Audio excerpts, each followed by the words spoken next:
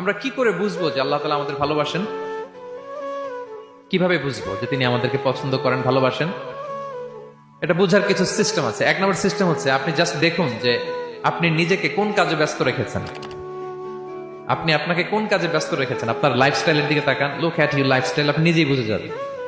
আপনি যদি দেখেন যে না, আপনার ভালো ভালো কাজে আপনার ব্যস্ততা, আপনার এঙ্গেজমেন্ট ভালো লোকদের সাথে, আপনার সার্কেলটা ভেরি গুড সার্কেল, ভালো কাজে আপনার মন টানে, আপনি ভালো কাজ করেন, যদি আপনার কার্যক্রম এরকম হয়, তাহলে বুঝে নেবেন আল্লাহ তাআলা আপনাদেরকে ভালোবাসেন।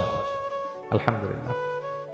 আর যদি দেখেন না, যত আকাম কুকাম আছে ওইটার সবার আগে আপনি, যেই কাজে আল্লাহর ক্রোধ আসে, আল্লাহ রাগ হয়ে যান, যেই কাজ ইসলামে করার নিষেধ, যেটাতে তার অসন্তুষ্টি, ওই কাজে আপনার এঙ্গেজমেন্ট, ইনভলভমেন্ট, আপনার সার্কেল গুলাও এরকম, তাহলে বুঝে নিবেন আল্লাহ ভালোবাসা, এই মহা সৌভাগ্য আপনার কপালে জোটে নাই।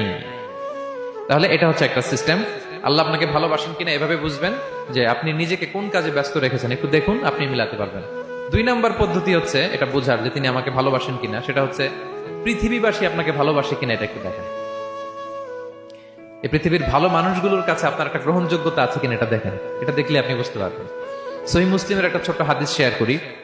রাসূল সাল্লাল্লাহু আলাইহি ওয়াসাল্লাম বলেছেন যে ইন্নাল্লাহা ইযা আহাব্বা আবদান দাআ জিবরিল ফাকালা ইন্নী উহিব্বু ফুলানান ফাহিব্বা। আল্লাহ তাআলা যখন কোনো বান্দাকে ভালোবাসে, তখন তিনি জিবরাইলকে ডেকে বলেন, হে জিবরাইল, আমি আমার এই বান্দাকে ভালোবাসি, তুমিও তারে ভালোবাসো।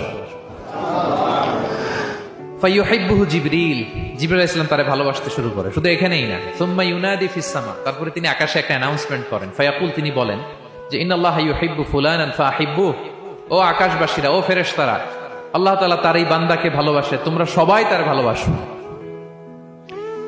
তখন ফায়ুহিব্বুহু আহলুস সামা, গোটা আকাশবাসী তারে ভালোবাসতে শুরু করে, মানে ফেরেশতারা। তো আল্লাহ তাআলা এবং সকল ফেরেশতারা যখন তাকে ভালোবাসতে শুরু করে, রাসূল সাল্লাল্লাহু আলাইহি ওয়াসাল্লাম বললেন সুম্মা ইউদাউ লাহুল কবুলু ফিল আরদ, তখন পৃথিবীতে তার গ্রহণযোগ্যতা বাড়িয়ে দেওয়া হয়, তার অ্যাকসেপ্টেন্স বাড়িয়ে দেওয়া হয়। সবার কাছে তার একটা গ্রহণযোগ্যতা আছে, সবাই তাকে ভালোবাসে।